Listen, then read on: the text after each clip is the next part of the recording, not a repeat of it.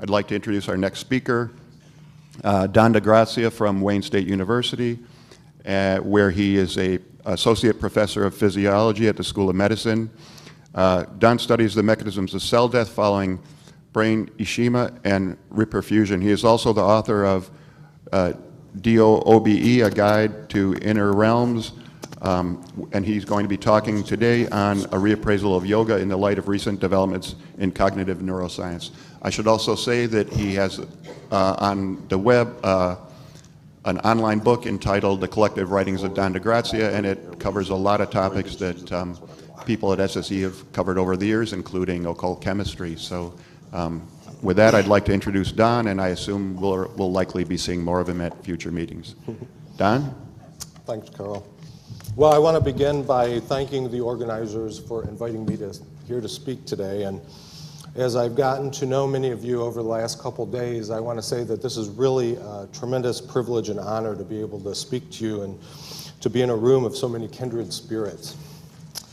And so on that, so here's an overview of what I am going to talk about this morning. I'll start with some introductions. I'll very briefly introduce myself and then introduce what has traditionally been called the mind-body problem. And then I'm going to bring the neurosciences into the discussion because clearly that is relevant to a discussion of the mind-body problem. And what my goal is this morning is to help you guys appreciate the current viewpoint in the neurosciences that views the brain as a closed dynamical network. And we'll see, though, that the way I present all this is that there's a huge blind spot in the current view that is emerging out of the neurosciences. And in my original script it said perhaps surprisingly, but given this audience I don't think it will be much of a surprise to you, that the ideas in yoga offer us a very concrete way to fill the blind spot that is sitting there in the current neuroscience view. So the common theme of my non-mainstream work over the years has been the study of altered states of consciousness. And whatever accomplishments I've done that merit that I stand before you today and speak, at least in part are due to these two books that I put up on the internet and made freely available out there at the dawn of the internet age. And beyond the physical is a discussion of what science might look like if altered states of consciousness were seriously integrated into our scientific understanding. And DOBE, as Carl mentioned, is a how-to manual that teaches people how to have experiences that variously have been called out-of-body experiences or lucid dreams or astral projections. And we'll see that this theme of altered states plays an integral role in my talk today. So currently I'm working on this new book. It's tentatively titled Atom, A Fusion of Yoga and Science, and my talk today is going to explore some of the ideas that are in Atom. And what Atom is focused on, again, is what is traditionally called the mind-body problem. But after this slide, I'm not even going to refer to it using those terms anymore because the very terms that we use to frame the problem imply a third-person perspective on the issue, as if we can somehow jump out of our own minds and bodies and discuss them as objective parties independent from them. So what I'm going to do instead is formulate the mind-body problem in a first-person perspective and put it in the form of a question asking, how are we to interpret our experience? And the history of our Western civilization has given us two very broad options by which to interpret our experience, and shown here are the poster children of those two broad options. Newton certainly can be considered the father of modern materialism, and I don't need to really explain what materialism is to you guys. But just briefly, it is the philosophical position that the external world is real and objective, and that everything in it, including us and our mind, are made of matter. Now, on your right is a contemporary of Newton's, and one of Newton's most fierce detractors. This is George Berkeley. He was an Irish theologian and philosopher. And Berkeley started out pointing out the obvious fact that we can only know about the world through our perceptions and our thoughts. And from this, he argued that Newton's perspective was untenable, and in fact, that the world of our experience is not material, but is purely mental. And over time, this idea came to be known as idealism, And idealism has nothing to do with ideals or being idealistic, but it's the philosophical position that the world is not made out of matter, the world is made out of mind. So when you have two diametrically opposed viewpoints like this, it tends to foster lots of extreme opinions. And this fellow here wanted to step in as an umpire and moderate that unbalanced discourse. This is Immanuel Kant, and his approach to moderate the unbalanced discourse of his day was to attempt to define the very limits of reason itself. And for this effort, Kant is recognized as one of the most important thinkers in modern Western philosophy. So like Berkeley, Kant began with the realization that everything that we know of is invariably filtered through our minds. And what Kant sought to do is deduce the mechanics of how our minds work. And in part of this effort, he came up with this concept called a priori categories. And you can think of these basically as the building blocks of our minds. And the concept is perhaps easily illustrated by example. And so consider that when we perceive the world with our senses, that it always has space and time as elements of our sensory perception of the world. And so instead of assuming that space and time were objective as Newton did, Kant said that these were fundamental building blocks of our mind. They were a priori categories. And as to what space and time really were as things outside of our mind, as things in themselves, which is what Kant's term was, we could never know that, okay? And so this distinction between things as they appear in our awareness or things as they exist outside of our awareness as things in themselves, this is the fundamental idea behind Kant's transcendental idealism.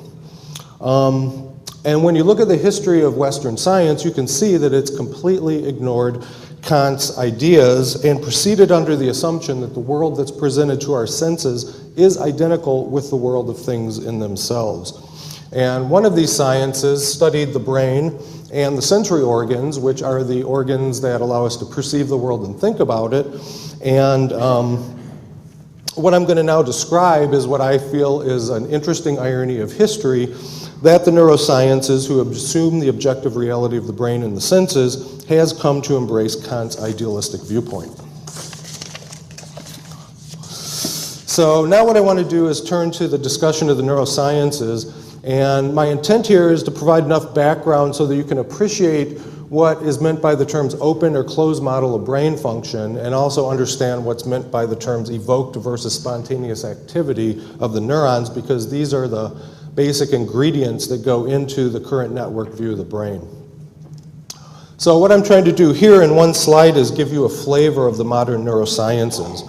So the nervous system is a very complex hierarchical structure, and the top level of this structure is the entire nervous system, which, as you can see, let's see if I can get this right here, consists of the brain, the spinal cord, and the nerves. This is the functional system. It plugs into the entire body and, in fact, controls the entire body. The nervous system is constructed of what are called relay pathways. These are gross anatomical circuits, and we'll look at these in a couple slides ahead in a little bit more detail. Now, we can zoom in on any part of the nervous system with a microscope, and we see something that looks like this. It's extremely complex when you look at the microscopic structure of the brain. This is a drawing of the olfactory bulb from the very famous anatomist Golgi, and it really illustrates the cellular complexity. So you can see these big neurons here are called mitral cells. These are called tufted cells. These are called periglomerular cells, and you can see there's other cell types there. So one of the things you get looking at the microscopic organization of the brain is any particular brain region is made of many types of different types of neurons. These structures up here are called glomeruli, and these are points where the neurons synapse with each other. And so backing out of this specific picture and kind of generalizing, when you look under the microscope of the brain, you see that, one, it's made of many different types of neurons. Two, there's always some kind of very distinct architecture like what you're seeing here. And number three, within that architecture, there's a very complex wiring diagram. And we can then take our microscope and zoom in on an individual neuron, and we see something that looks like this. And what you're looking at here, all the extreme branches that you're seeing here mostly are dendrites, and these are the input or the receiving end of the neuron. This is where the synaptic contacts occur. You can see all of these little spotted structures all throughout. These are called spines, and they're where the synapses occur at. And this is a neuron from our cerebral cortex, and it has about 3,000 synaptic contacts on it. You notice here this slender thread coming down is stained a little more homogeneously. That's the axon. That's the output structure of the neuron. And it sends action potentials and communicates with other neurons down the chain. So we don't have to stop here. We can zoom in on one of these little punctate structures here, the synapse. And at the present time, we're not capable of photographing these in high resolution yet. So I'm showing you this plastic model, but you can see from this even that the structure is very complex. These things coming down, that's called the cytoskeleton, and it's like a molecular highway that moves things in and out of the structure. You can see the neurotransmitter-filled vesicles. Something not depicted here, in this membrane is a very complex molecular machinery that mediates the fusion of the transmitter vesicles with the membrane. So the point of showing you this is that the nervous system is very complex in its construction. It's made of many levels, it's made of many structures at different levels of space, and they all operate at their own time scales. So we can ask, what does this system do? So shown here is the working model that guided neuroscientists through most of the 20th century and is probably the most prominent view held by non-specialists today. And this is the open model of brain function. And the idea is quite simple, as depicted here. The senses present themselves, or the world presents itself to the nervous system via the senses, who convey this information to the nervous system, where the nervous system makes a little photocopy of the world that's called a representation, and is thought to be an exact replica of the objective world outside of the nervous system. And then it uses this little photocopy to move the muscles and control the glands so that the body can interact with the external world. And the reason this is called the open model is because it has to do with the cause and effect in this system. What happens here in the brain is caused by what happens here at the sensory receptors. That's the essence of the open model of brain function. So we can flesh this in a little bit more detail. These are the relay pathways I mentioned earlier. Shown here are for the eyes.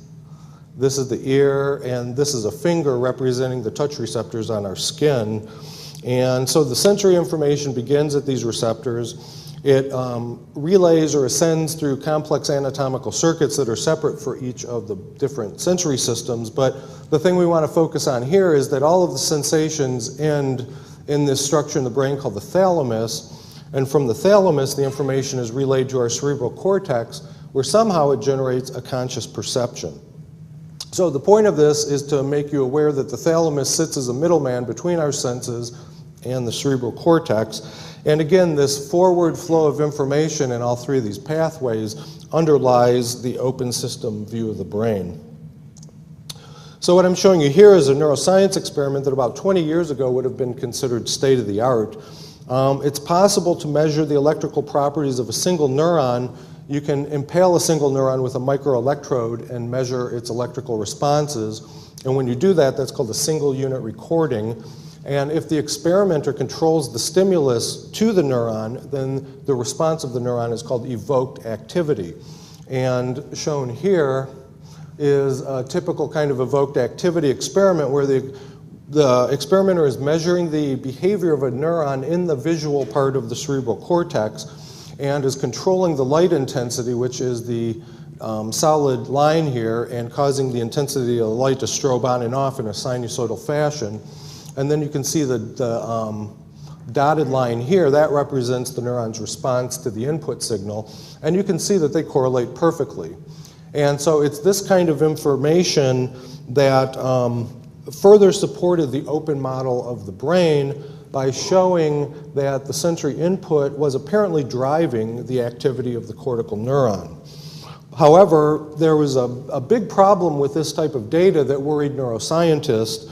And this is something that we saw in the drawing from Golgi earlier, and that's the fact that neurons form very complex networks amongst themselves. And so nowadays, 3D microscopy is routine in the neurosciences, And the widespread application of this has made clear the microscopic complexity of the nervous tissue, and I wanted to share some of that with you in the form of these 3D reconstructions. So this first structure is called the hippocampus, but I was hoping that wouldn't happen. It's called the hippocampus. I'm showing you this mainly so you can see the density of the neurons. So each dot here is an individual neuron. There's a folded structure that's quite complicated. Okay, this is showing you, this is from the cerebellum, but the point of showing you this is that you can see the really dense matted meshwork that dendrites make. And this, the density of the dendrites is also apparent in this. This is an anatomically accurate computer-generated cerebral cortex.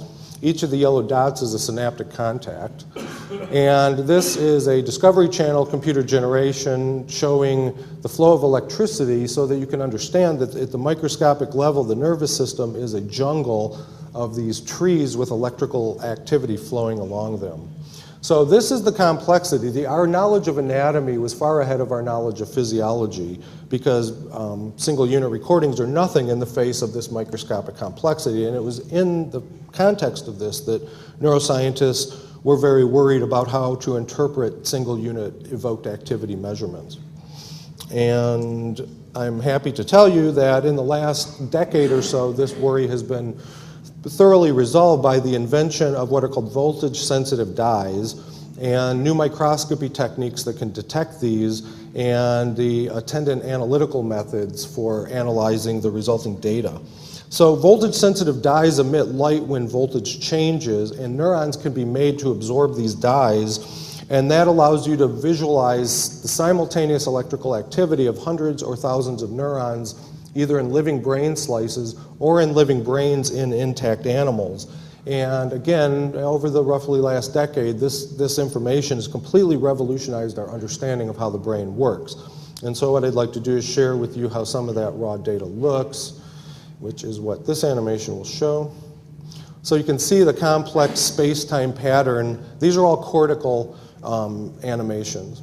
This is looking through an open cranial window at a mouse's cerebral cortex. This is a wider field view showing that the effect is quite widespread across the cortex and is not really localized at all. And this is the most important animation I want to show in my entire talk. If there's anything you take as a take-home message of my talk, it's this picture right here. This is a living brain slice sitting in a petri dish with absolutely no input in it at all. Okay, so this is what's called spontaneous neural activity. And this result, discovering that the brain spontaneously conducts, is not unprecedented. In fact, it's well known in physiology. This is exactly how the heart works as well. If you've never seen a heart beating before, this is a heart that's simply suspended from a pipe that's feeding it sugar to keep it alive, but it's beating spontaneously with no extrinsic inputs. So the observation that neurons spontaneously conduct analogously to the heart is really only surprising in the context of the open model of brain function that assumed that the activity of the cortical neurons was caused by the activity of the sensory systems. So this and a whole bunch of other evidence that I obviously don't have time to discuss here has led to an alternative model of brain function that's been championed by a very prominent neurophysiologist in our field, Rudolfo Llenas, and this is the closed model. And so in the closed model of brain function, the brain is seen as much more analogous to the heart as being a closed electrical system that functions spontaneously. And the spontaneous neuron activity is driven by intrinsic pacemaker neurons that drive circuits where quantitatively the feedback connections massively outweigh the feed-forward connections. And as you guys probably all know, you can apply extrinsic inputs to the heart. So for example, if you put adrenaline on a heart, it will speed up the rate it beats at. And so then you say the extrinsic input modulates the spontaneous activity. Well, that's what the status of sensory input becomes in the context of the closed view of brain function, is that the sensory input is seen to modulate the spontaneous brain activity but not create it. That's the vital distinction between the two viewpoints. So what is the function of the brain then in this closed model of brain function? Well, Llenas has put forth what in the context of conventional neurophysiology is a very bold model, and that is that the brain generates virtual realities of conscious experience within inside of itself, okay? And his motivation to do this was to explain the phenomena of dreaming, which are complex perceptual and cognitive events that occur independently of sensory input. And so, as this distinction between the open and closed view came into focus, of course it became important to experimentally determine which was a better model. And this is an example of a paper that does that. And I wanted to do a little mini journal club with everybody and take a look at this paper. So this is from Raphael Yuste's lab at Columbia, and Raphael Yuste has been one of the pioneers applying these voltage-sensitive dyes to studying the brain.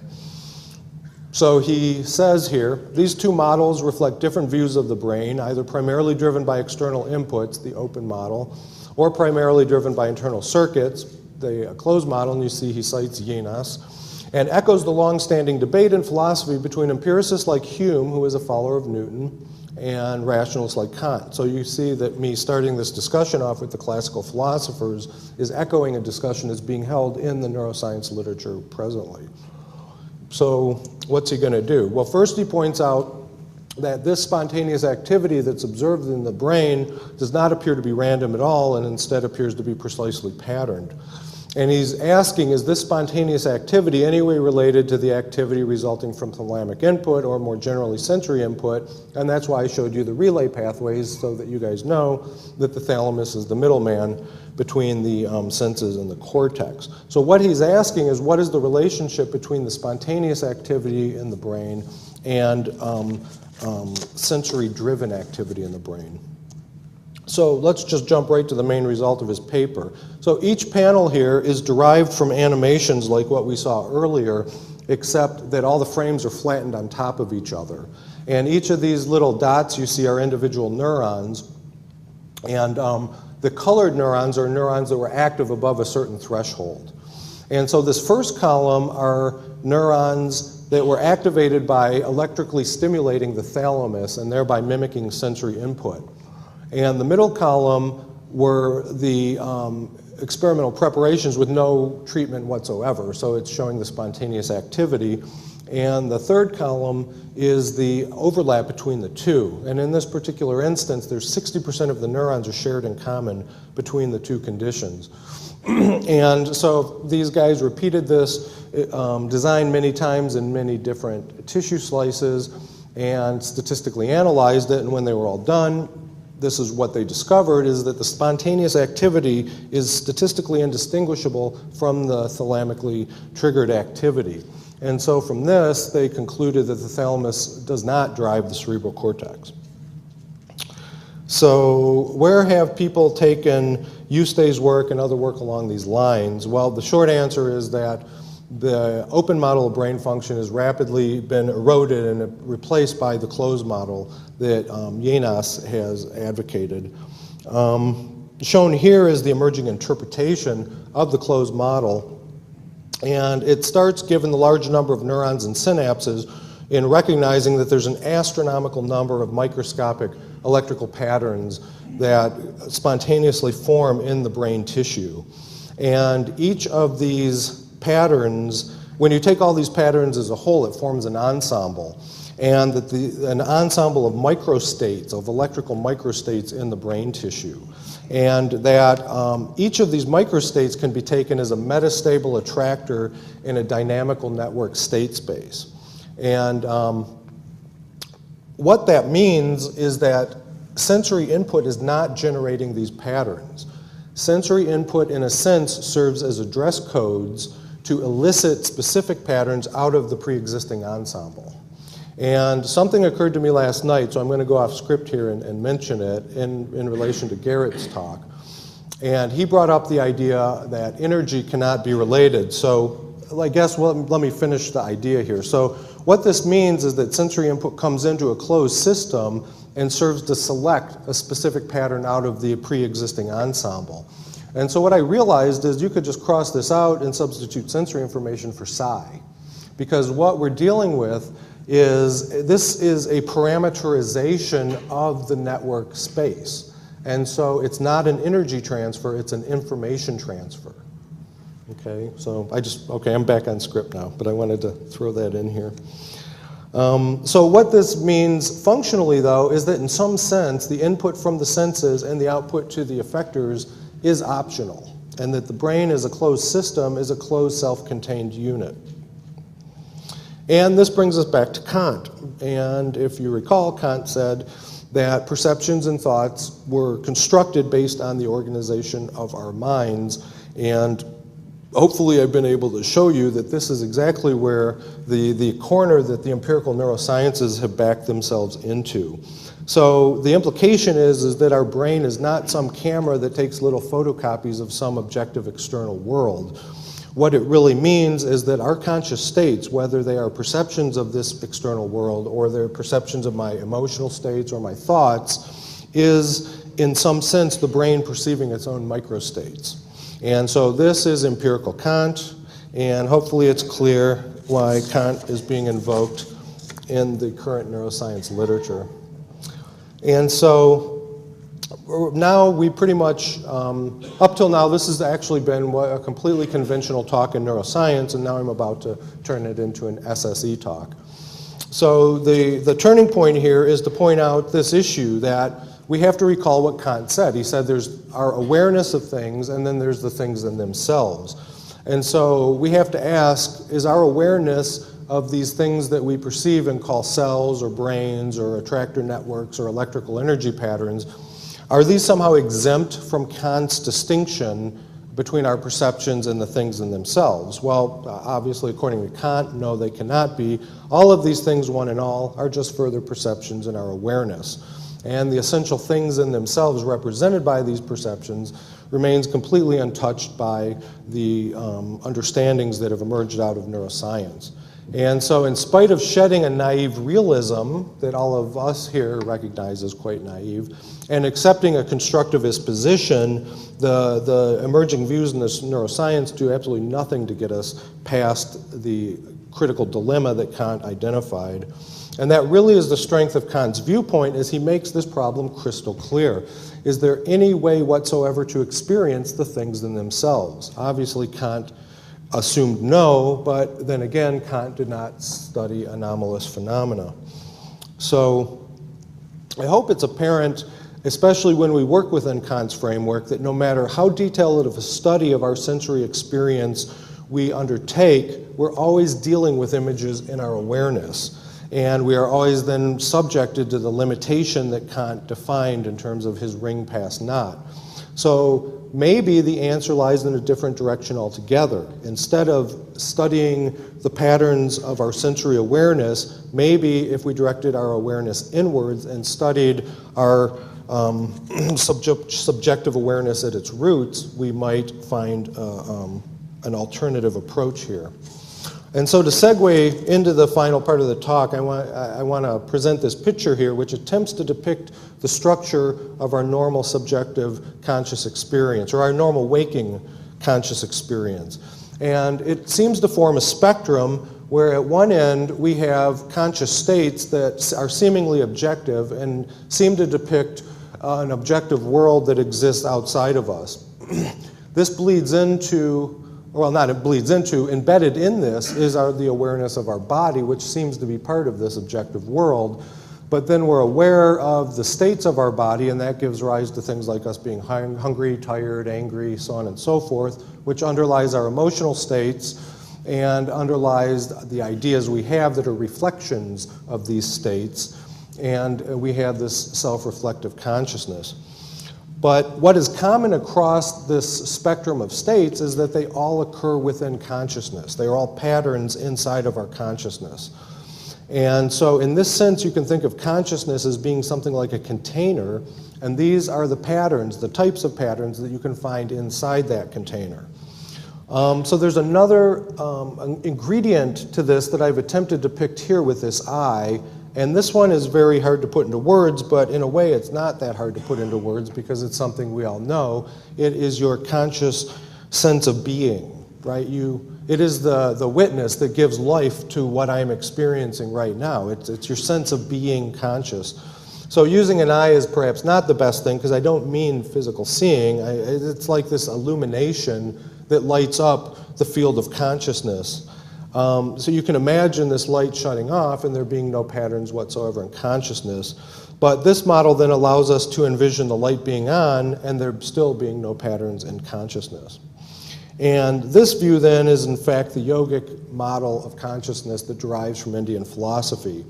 And yoga teaches that something is projected from the center of our consciousness and it projects onto the screen of our awareness. And this projection gives rise to these perceptions of a seemingly external world and of us as a seemingly separate self in that external world.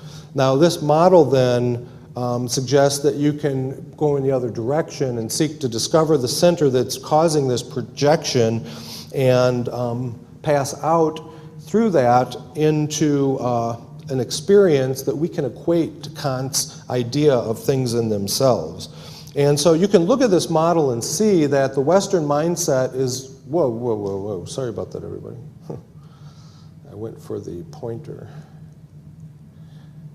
You can look at this model and see that the Western mind is almost exclusively preoccupied with the images on the screen and doesn't have any suspicion that consciousness could have this structure. However, yoga is predicated exactly on this model.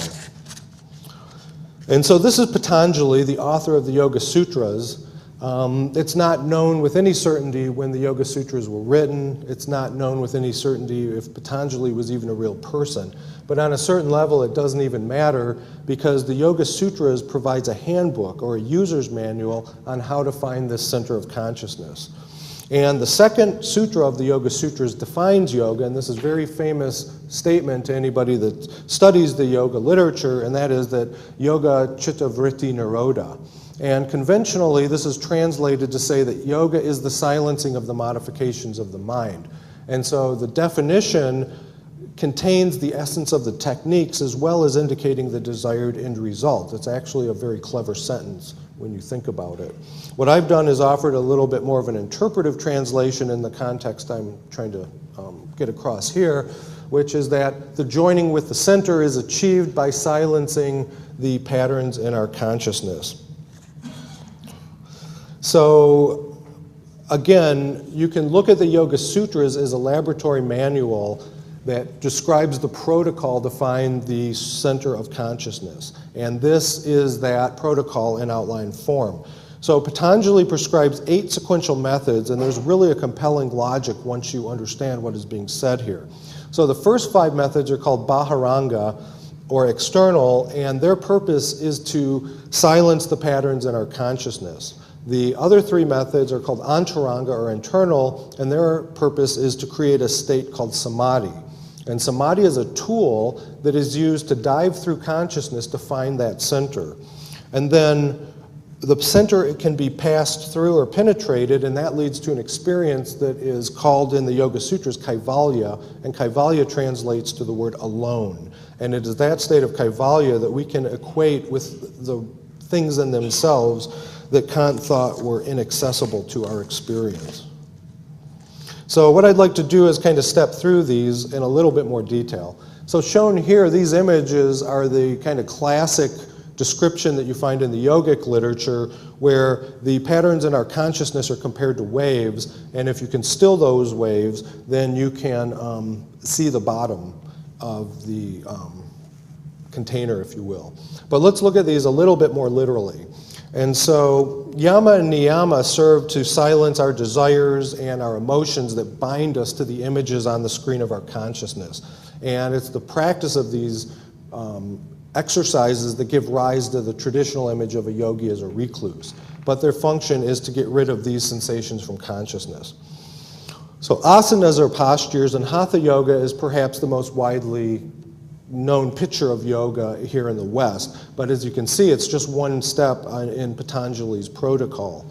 And the purpose of the asanas, the postures, is to just simply put the body in a position so that the sensory input from the skeletal muscular system is eliminated from consciousness.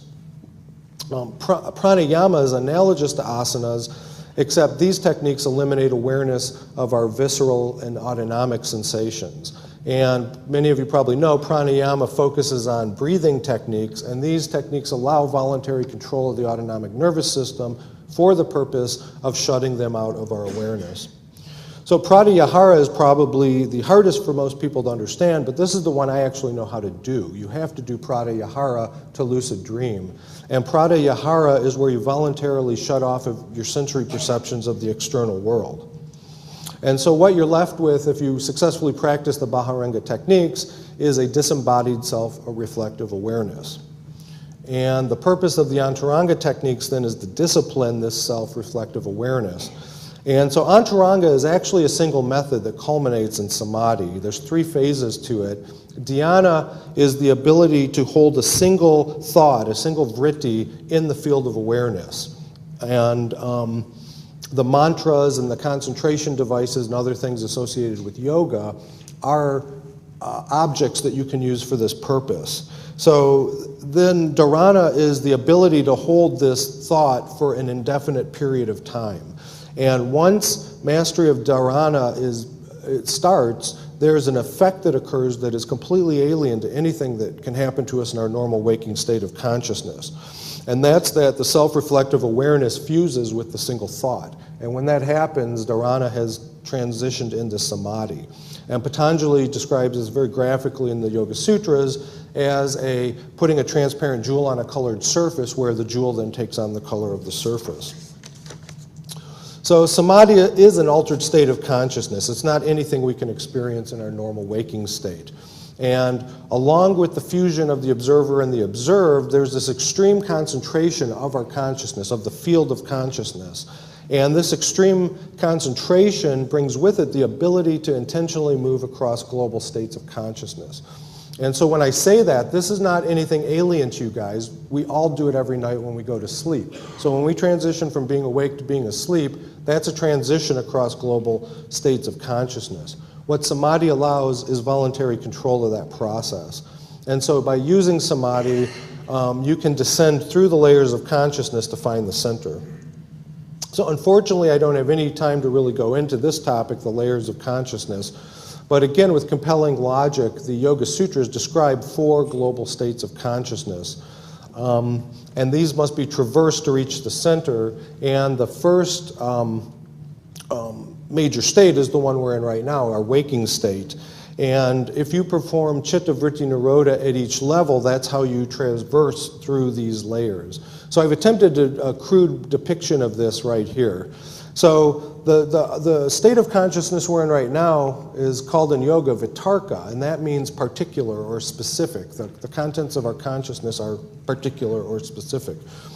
And you find that if you perform yoga, the Chitta Vritti Nirodha on the consciousness we're experiencing right now, that other forms of consciousness exist underneath it. And this is something Western investigators have even discovered as well. So I was talking with John the other day about John Lilly, and John Lilly discovered this almost immediately in his isolation tank. And so the layer that's right underneath the layer that we're experiencing right now is the layer we experience when we go to sleep at night, called dreaming. And this is the place where I voluntarily go in my lucid dreams. And yogis describe this level as vikara, which I've translated here with the one-word term archetypical, but what it really means is general as opposed to particular or specific. Performing Chitta Vritti Nirodha on this level reveals the Ananda level, and at this level, consciousness has the quality of being able to directly experience the relationships amongst the archetypes.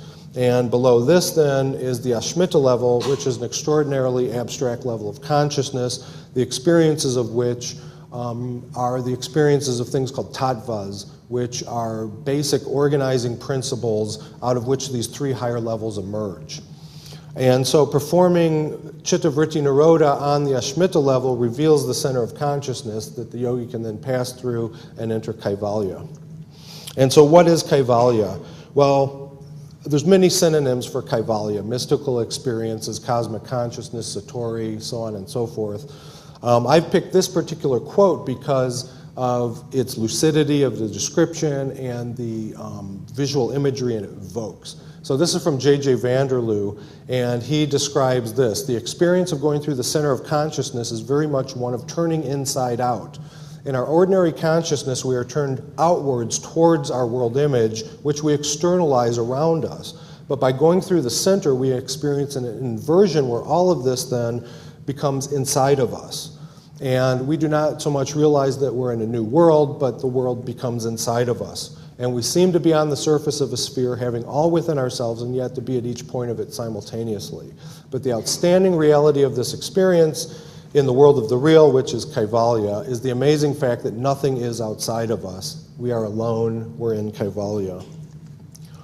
So obviously there's many, many implications to all this, and I don't have time to discuss all those, but what I'd like to do then is finish with this model here.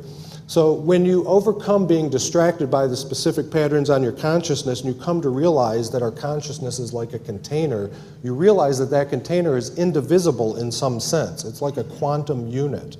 And the ancient Greek word for indivisible was the word atom. And so we can rightfully think of ourselves as atoms of consciousness. And people that have experienced Kaivalya unambiguously describe that all of us atoms of consciousness are indelibly interlinked into one structure. So that the appearance, this appearance of Vitarka consciousness where we all seem to be separate is an illusion. That's Maya, the illusion the Indians talk about, and we're all actually one thing. And when you experience this from the point of view of Kaivalya, you see this, that the many that we seem to be experiencing now is just one, it's alone, and it has no second. And there was a man in the West who also saw exactly the same vision, and that was Gottfried Wilhelm Leibniz. And he wrote this in his Monadology. And what Leibniz described was monads within monads within monads, or atoms of consciousness within atoms of consciousness within atoms of consciousness. This one thing that exists somehow as a fractal of all of these nested levels of consciousness.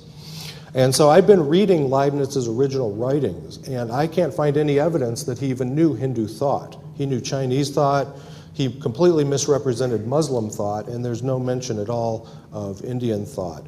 And so I would suggest that Leibniz had deduced from first principles what the Indian yogis have discovered through their empirical introspective methods. And kind of to put this in perspective of the first part of the talk, if neurosciences have advanced like they have by integrating Kant, how might they be able to advance if they attempt to integrate Leibniz's insights and the centuries of accumulated yogic experience? So I want to close with these comments.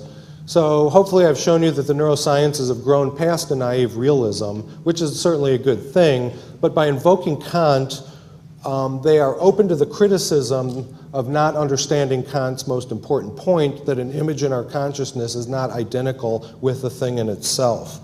So yoga not only expands our range and definition of the conscious experiences we can have, but it brings a possible solution to Kant's ring past not dilemma that we just discussed. But most significant, I think, just in terms of intellectually learning these ideas, is that the yogic thinking gives us a new clarity of insight about our own intellectual intentions.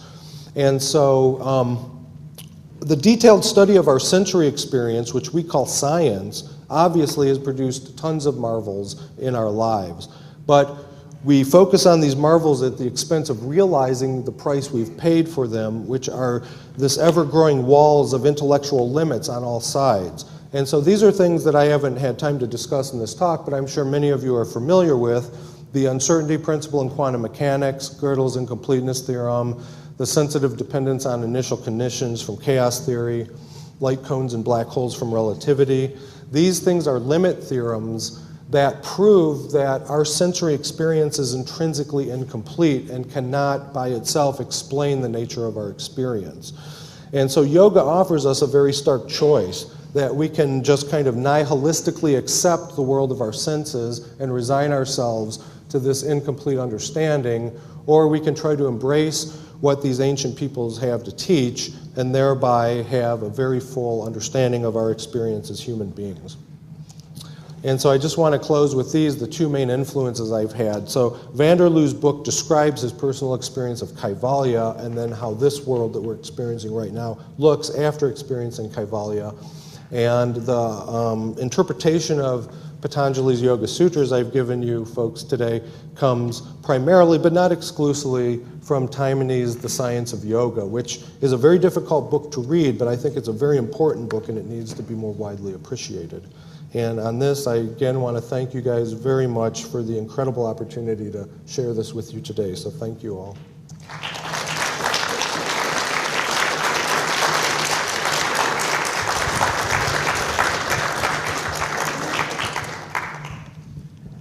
Hi, Steve Browdy. Very interesting talk. I see the other usual suspects are lined up behind me, so I'll be as quick as possible. Thank you. I find it a little odd that you would cite Kant in this way, because he accepted Hume's argument that introspection is no more reliable than sensory perception as a way of knowing things. I mean, so Hume pointed out that no matter how carefully you introspect, you'll never discover the self. This is the argument that Kant said woke him from his dogmatic slumbers. He said no matter how carefully you introspect, you'll never see the thing that has your experiences, you'll just find another experience.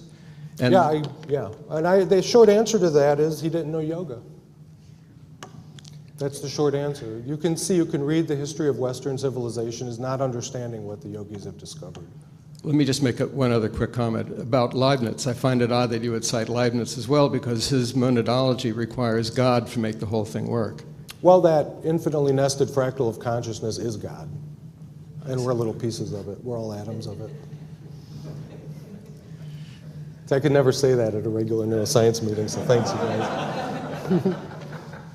Ben Cobb, I wonder if you would have any comments on Nad Yoga, also called Nada Yoga, or Shabda Yoga. That's a part of Tantra, if I think correctly. And I think if you look, so one of the speakers, I can't remember, yesterday, I'm not sure if your name was Henry, talked about the Eastern stuff not really being systematically developed, but I would take some issue with that, because you can see a systematic development. Patanjali's yoga is very ancient and it's relatively simple, and if you look forward in time, the Tantra yoga is a vast elaboration on that, and then the Kashmiri Shivism that Maria will discuss is an even more progressive and vaster elaboration on that. So that's kind of how I see these additional yogas, is that they're innovations or developments upon the old original yoga that Patanjali taught. That was a wonderful weaving together of neurology and the mystical. Well, thank you, Garrett. From the way you did it, it appears, but I don't think it's quite true, but it appears that you're saying the mind is in the brain. Yeah, no, I'm not saying that at all. What is your view? The brain is in the mind, for sure. Yeah. So the brain is in the mind, but how? But you did go from neurology to mysticism. Is neurology required for mysticism? Well, to experience the level we are called being human, you need this whole package with a brain in it. Otherwise, you're going to be something else. So that's kind of the thing about this infinitely nested fractal. It has all these different forms of experience, one of which we call being human. And so, this is a theme that's come up again and again, and I didn't really appreciate until I've gotten the chance to sit and listen to you guys about psi and the idea of interconnectedness. That's kind of what this seems to be related to. So we're at this form right now. It's a semi-closed system, but because we're all part of one unified structure that you experience in Kaivalya, then we're linked to every other possible form that can exist in nature too. But it's primarily mental. It's not, it's idealism. That's the connecting point.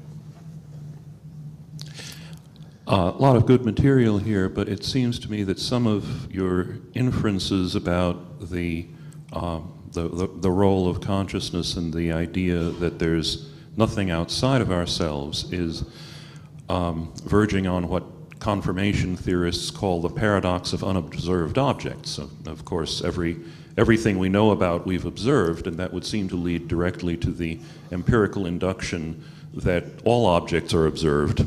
There are no unobserved objects, which of course is fairly silly, because we're constantly stumbling across things that no one has ever observed before, and empirical generalization from the things that we have been observing all along contradicts the notion that these things simply sprang into being the first time they were observed. They presumably existed before anyone observed them.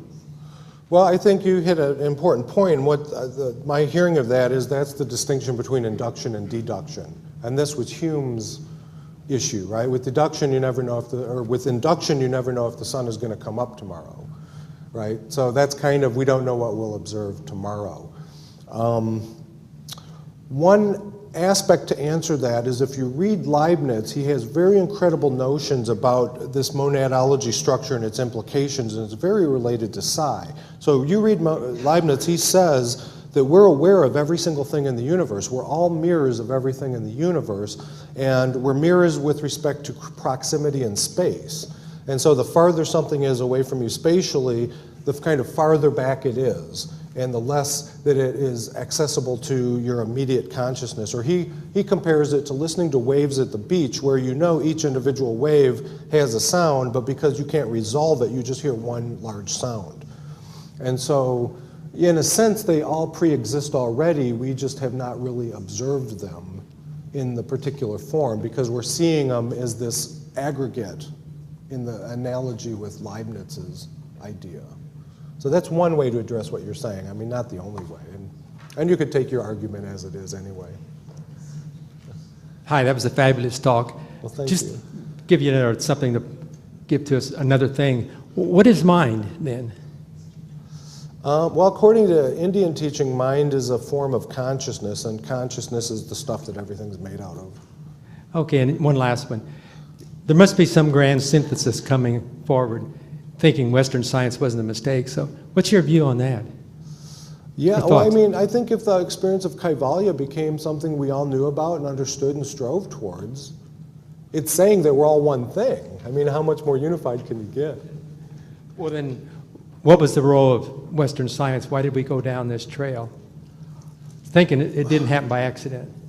It had a I purpose. guess, again, I fall back on Leibniz. I mean, I really recommend you guys read this guy. He's just quite clever. It's, if you taste something sour, then when you taste something sweet, it actually tastes sweeter. So I want to congratulate you on a wonderful job of giving the essence of yoga in a very clear format, which makes it very transparent and accessible.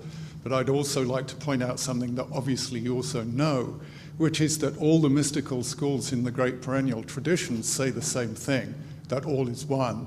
Non-dual Buddhism being a perfect example of that. That's true of all sorts of the spiritual movements where people actually experience these states of undividedness, where the small ego, the self, disappears, and the experience is of the world as being one thing, so that there's no division between inner and outer. Yeah, I'm not trying to say it's exclusive I to hear this you. tradition by any means, and you're exactly right. All of this just gives us a basis to put all those guys on the same level and treat them, you know, just probably much more seriously than the Large Hadron Collider, for example. I have a sort of a practical question with your induced dream state, or what do you want to talk? In traditional dreaming, you know, the autonomic system gets kind of changed, sniffing, so you have a great heart rate variability. Men have erections and stuff. Right, yeah. Typically, does that happen in your, the same physiological response occur when, in your cases? Well, I'm kind of what you would call an introspectionist, so I study my conscious content and experiences in those states. I don't, like I've worked with Stephen LaBerge a little bit, and he's a psychophysiologist, and he measures those things. And yes, all the same physiological phenomena that happen during REM sleep also happen during lucid dreaming. Thank you very much, Don. Well, thank you, everybody.